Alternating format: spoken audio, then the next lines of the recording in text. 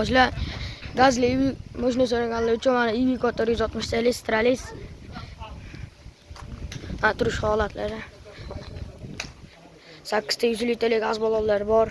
Mana ballon holatlari.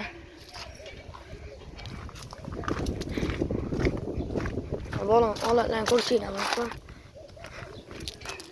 Ben udarım.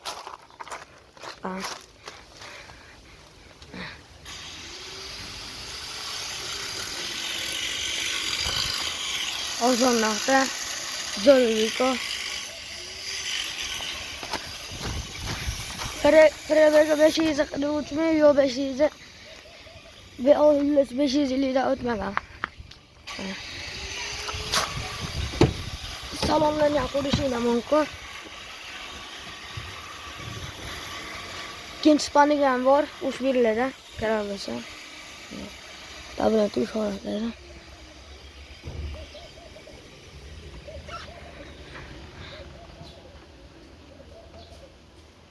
Ön namın asası udar bul çıkan. Böyle öfkelen yakıp oluyor. Tayyar. Şuna mine siz. Şuna olasız mine edesiz. Udar çıkan. Narxini pasta ömürlerini qoldiramiz, o'shani tilqa qilaysizlar. Narxini o'shanda vaqtida